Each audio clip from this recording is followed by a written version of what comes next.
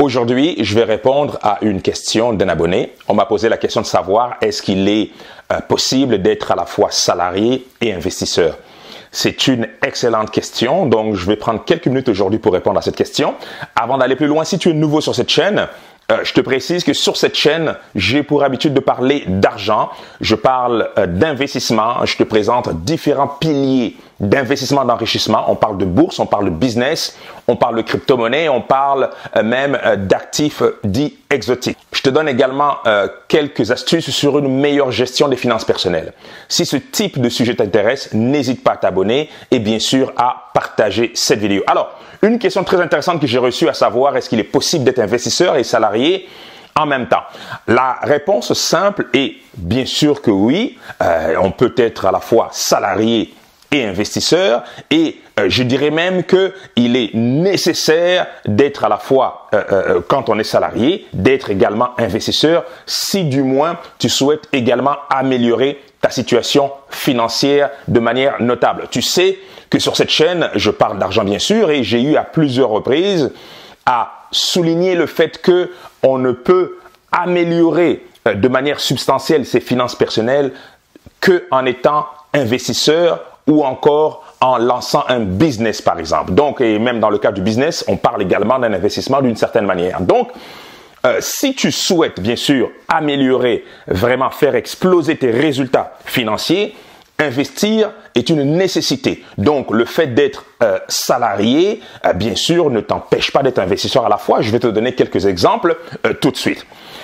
Premièrement, si on parle de l'investissement immobilier, dans ce cas-ci, que tu sois en France, en Europe par exemple, en Afrique ou encore en Amérique du Nord, le fait d'être salarié dans le cas de l'investissement immobilier est un avantage, est un atout important parce qu'effectivement, quand tu te présentes à la banque pour un crédit, le fait d'être salarié, d'avoir un revenu régulier, ça va t'aider non seulement à te lancer dans ce business-là, mais également à grandir rapidement si tu t'y prends bien. Donc, tu vois déjà dans ce premier exemple-là, le fait d'être salarié n'est pas un problème. Bien au contraire, c'est un avantage important. Donc, on a une situation, une certaine stabilité, je dirais, à travers son salaire, à travers son travail. Et bien sûr, les banquiers aiment ce fait-là. C'est bien sûr un avantage, comme je viens de le dire. Premièrement, dans d'autres cas, par exemple, le fait d'investir en bourse ou encore d'investir dans le domaine des crypto-monnaies, par exemple, encore là, le fait d'être salarié n'est pas un problème du tout. Pourquoi? Parce que si on prend le cas de la bourse, par exemple, si tu t'y prends bien, si tu as une approche efficace, sur cette chaîne, je mets souvent en avant une approche en bourse que j'aime énormément, qui consiste à investir dans l'objectif d'aller chercher des revenus passifs grâce aux dividendes. J'ai d'ailleurs une formation complète à ce sujet. Si tu es intéressé, je mettrai un lien dans la partie description.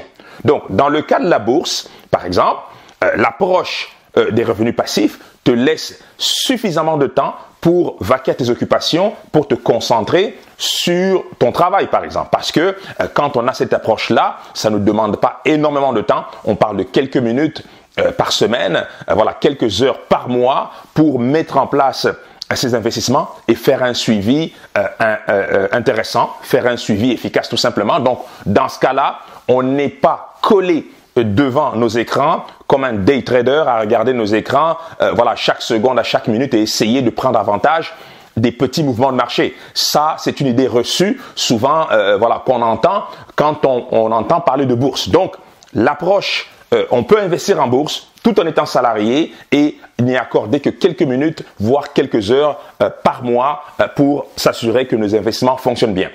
Dans le cas des crypto-monnaies, encore là, c'est encore la même chose. On peut avoir une approche en tant qu'investisseur moyen-long terme et gagner suffisamment tout en y accordant quelques heures seulement par mois. Par exemple, plusieurs investisseurs se sont procurés le Bitcoin il y a quelques années pour quelques dizaines de dollars ou voire quelques centaines de dollars.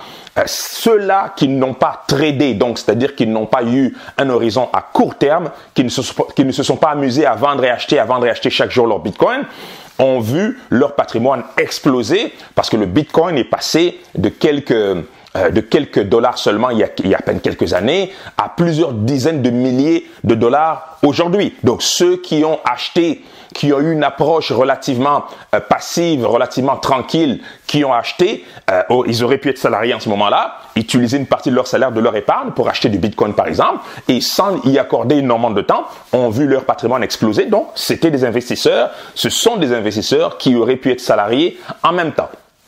Et en dernier exemple, en ce moment-là, qui peut être un peu plus difficile, qui est un peu plus discutable si on est à la fois salarié et qu'on souhaite être investisseur ou entrepreneur, parce que, je te le rappelle, le fait d'entreprendre est également une manière d'investir. Donc, on y investit de son temps et des fois, on met un peu d'économie et on essaie de faire grossir une entreprise. Dans ce cas-ci, si on est salarié et qu'on souhaite lancer un business, je dirais, tout dépend de la nature du business. Il est clair que quand on souhaite lancer un business, il faut mettre beaucoup de temps, surtout au début.